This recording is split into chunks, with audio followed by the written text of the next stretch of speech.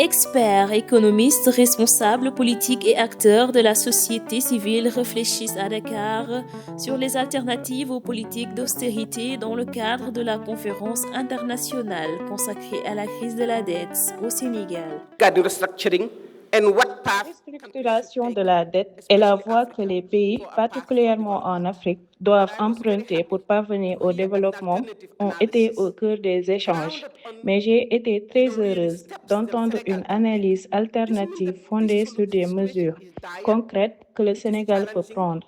Cela montre que la situation est grave, qu'elle est difficile, mais que nous avons des alternatives et ces alternatives sont très claires. Nongo n'a pas seulement proposé une alternative, il a aussi présenté différentes options que plusieurs experts ont déjà explorées et soutiennent également. Je pense donc qu'il s'agit d'un véritable débat intellectuel, un débat économique, mais aussi un débat d'analyse des politiques publiques. Pour les autorités, la transparence engagée dans la gestion des finances publiques a permis de mettre en lumière l'ampleur de la dette publique et des déficits budgétaires hérités du précédent régime. Le gouvernement du Sénégal, en décidant de respecter la loi portant code de transparence dans la gestion des finances publiques, a eu à révéler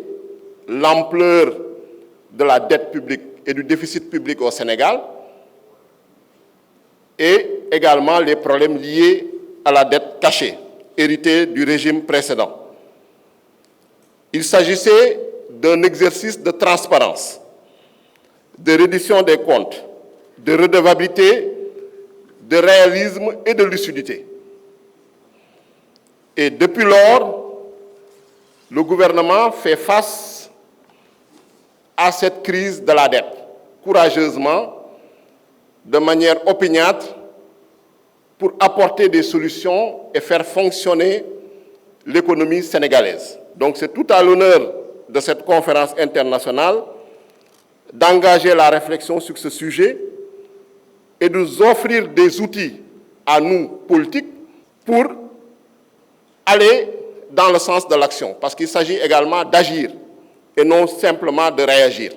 Les organisateurs de la conférence estiment quant à eux que les politiques d'austérité recommandées par le Fonds monétaire international ne constituent pas une solution viable aux crises d'endettement. C'est un rassemblement global pour partager les expériences en matière de gestion des crises de dette et aussi des relations avec le FMI. Et donc, comme on a pu le voir dans notre... En tout cas, comme on a pu le montrer dans notre note conceptuelle, nous pensons que l'austérité n'est pas la solution. L'approche FMI du Fonds monétaire international est catastrophique pour le développement économique.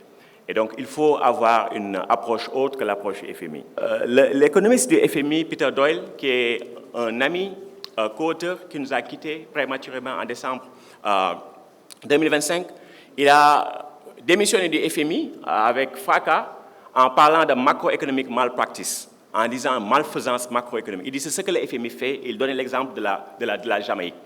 Et l'un des derniers articles qu'il a écrit, c'est sur le Sénégal, et s'appelait « La honte du FMI, le Sénégal ». Parce qu'il n'a pas pu supporter ce que le FMI a fait au Sénégal durant la période Macky Sall. Parce que la plupart des dettes qui ont été contractées avec l'aval du FMI, et ces gens savaient ce qui se passait. Et donc c'est pourquoi elle a dit « Le FMI doit rendre des comptes au Sénégal ». Et c'est un message très important. Le FMI doit rendre des comptes au Sénégal. Et c'est les économistes du FMI même qui le disent, qui ne sont pas des militants.